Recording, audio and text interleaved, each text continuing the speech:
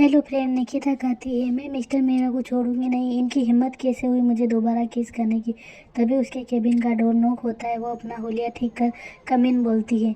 विपिन और आशी अंदर आते हैं और बोलते हैं, मैम क्या आपने सभी स्केचेस बना लिए हैं। निकिता, अभी नहीं, अभी मुझे 3 और बनाने हैं, इसलिए मैं आज ओवर टाइम करूँगी। तुम लोग आराम से जाओ।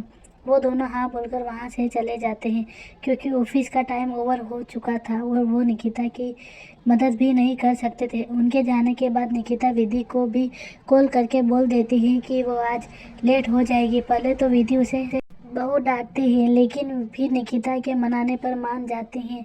ऐसे ही समय बीतता जाता है और रात हो जाती है। इस वक्त तक ऑफिस ऑलमोस्ट खाली हो चुका था। सिक्योरिटी गार्ड्स को छोड़कर सिर्फ निकिता, नील और आदित्य ही ऑफिस में थे। निकिता और नील दोनों ही बुरी तरह से थक चुके थे, लेकिन आदित्य अभी भी अपने कामों में लगा था।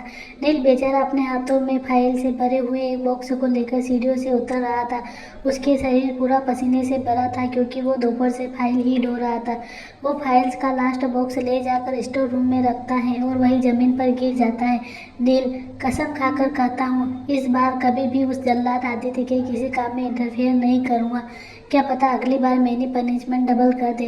अब तक निकिता का भी काम खत्म हो चुका था। वह आदित्य के केबिन में जाती है और वह फाइल आदित्य के सामने रखकर कहती है, मैंने सारे स्केचेस कंप्लीट कर लिया मिस्टर मेरा, आप इन्हें देख लीजिए और अगर कोई चेंज करने हो तो मुझे बता दीजिएगा।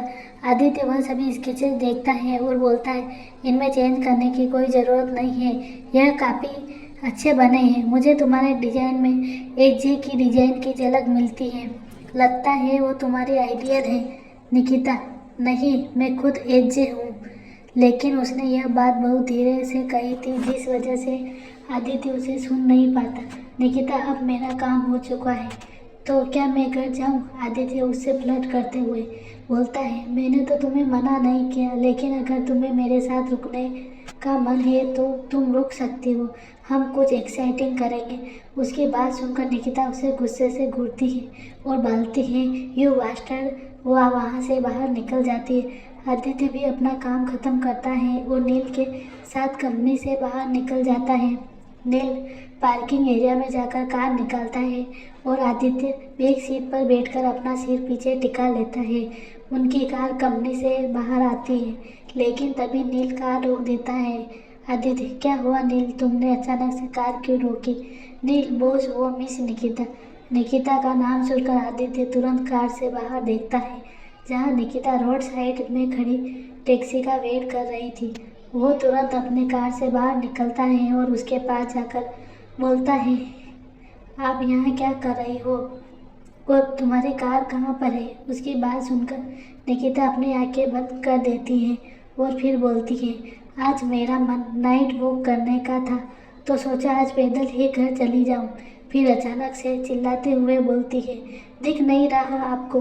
कब से खड़ी टैक्सी का वेट कर रही हूँ, अब आप निकलिए यहाँ से। आदित्य उसे चीखता देख मुस्कुरा देता है और बोलता है, इतनी रात में टैक्सी मिलना थोड़ा मुश्किल है, इसलिए चलो मैं तुम्हें ड्रॉप कर देता हूँ।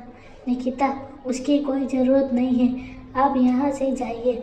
आदित्य इस बार कड़क आवाज़ में, तुम चुपचाप चलोगी या फिर मैं तुम्हें उठाकर ले चलूँ? उसकी बात सुनकर निकिता अपने पैर पटकते हुए उसके कार की तरफ चली जाती है। वो नील के बगल वाली सीट पर बैठ जाती है। उसे वहाँ देखकर नील बोलता है, मैम आप पीछे जाकर बैठिए। निकिता, मैं यहीं बैठूंगी, वरना तुम जाओ, मैं अपने लिए टैक्सी ढूंढूंगी। अभी आदित्य कार में बैठते हुए बोलता है, उसकी कोई ज़रूरत नहीं है, नील तुम चलो। नील कार स्टार्ट कर देता है। आदित्य निकिता से पूछता है, तुमने जो स्केचेस बनाए थे वो बहुत ही डिफरेंट है, क्या तुमने किसी एक्सपर्ट से ट्रेनिंग ली है? लेकिन निकिता उसकी बात पूरी तरह इग्नोर कर नील से पूछती है, नील क्या तुम इतने सालों तक एक ही जगह काम करके बोर नहीं हुए हो? अगर मैं तुम्हारी जगह होती तो अपने बॉस की कॉफ़ी में जमाल गोटा मिलाकर पिला देती, ताकि कुछ घंटों के लिए ही सही, लेकिन अपने खड़ूस बॉस की शक्ल ना देख सकूं।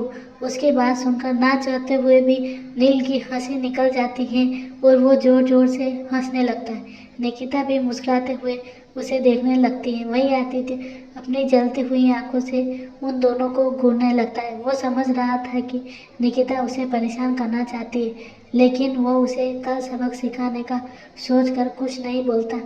निकिता नहीं चाहती थी कि आदित्य को उसका घर का पता चले, इसलिए वो अपने घर के बजाय दूसरे घर के सामने कार रुकवा लेती है और कार से निकल जाती है। Aditya, good night. Nikita, good night Neel, take care, और मैंने जो बोला है उसके बारे में ज़रूर सोचना। इतना बोलकर वह आदित्य को इग्नोर करके वहाँ से चली जाती है। उसकी बात सुनकर एक बार फिर नील को हंसी आ जाती है। तभी उसकी नज़र आदित्य की गुस्से से लाल हुई आंखों से मिलती है, जिन्हें देखकर वो डर जाता है और अपनी कार स्टार्ट कर देता है। खन्ना मैनेजर सूर्य अपने रूम में इधर से उधर चक्कर काट रहा था। उसकी आंखों में इस वक्त नींद बिल्कुल भी नहीं थी, वो किसी गहरी सोच में डूबा हुआ था।